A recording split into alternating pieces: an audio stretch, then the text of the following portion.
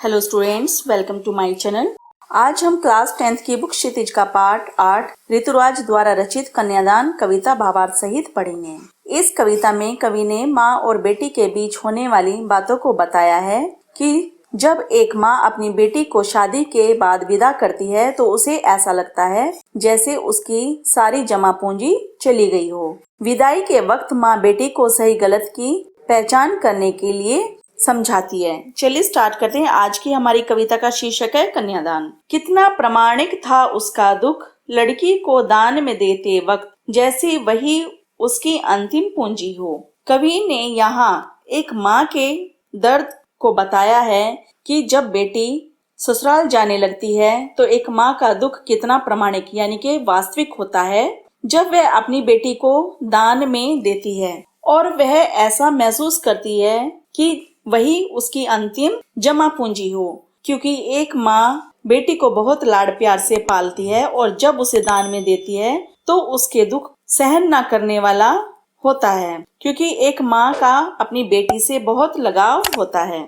लड़की अभी सयानी नहीं थी, अभी इतनी भोली सरल थी। लड़की अभी इतनी बड़ी नहीं थी यानी कि समझदार नहीं थी कि इस दुनिया की बातों को समझ सके। उम्र से तो शादी के लायक हो गई थी लेकिन समझदार अभी नहीं थी। अभी लड़की बहुत भोली और सरल स्वभाव यानी कि उसके अंदर छल कपट नहीं था, सबको अपने जैसा समझती थी। उसे अपने गृहस्थ जीवन के बारे में कोई ज्ञान नहीं था, उसमें इतनी समझ नहीं थी कि वह इन बातों को समझ सके कि उसे सुख का आभास तो होता था लेकिन दुख बांचना नहीं आता था।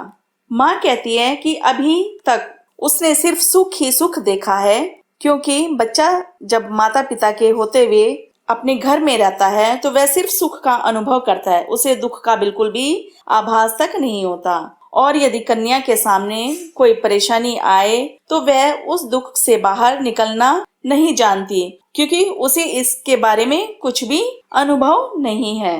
पाठिका थी वह धुंधले प्रकाश की, कुछ तुकों और कुछ लयबद्ध पंक्तियों की। यहाँ पर माँ कहती है कि लड़की को ज्यादा ज्ञान नहीं था, उसे बिल्कुल भी आने वाली किसी भी परेशानी की कोई समझ नहीं थी। जैसे धुंधली रोशनी में हम ठीक से पढ़ नहीं पाते हैं, उसी तरह से लड़की को भी समस्याओं से जूझने का कोई ज्ञान नहीं था। वह तो केवल बातों से ही अंदाजा लगा लेती थी कि इस बात का क्या मतलब होगा। सिर्फ वह बातों को समझकर ही अंदाजा लगाती थी। माँ ने कहा, पानी में झांककर अपने चेहरे पर मत रीझना।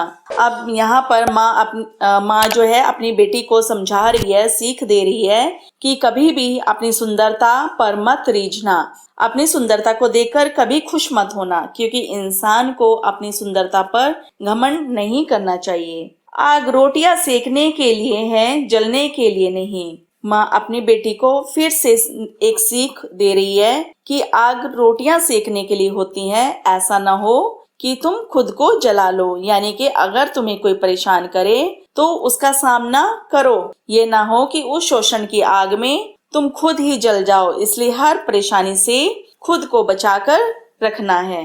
वस्त्र और आभूषण शाब्दिक भ्रमों की तरह बंधन है स्त्री जीवन के। माँ अपनी बेटी को फिर से सीख दे रही है, समझा रही है कि जो भी कपड़े और जेवर तुम्हें मिले हैं वो केवल एक शाब्दिक भ्रम है, यानी कि उस भ्रम में खो मत जाना। ये मत समझना कि यही तुम्हारे लिए लाड प्यार है, यह तो केवल बंधन है। स्त्री के जीवन के किसी की बातों में ना आकर खुद ही सोच समझकर चलना है।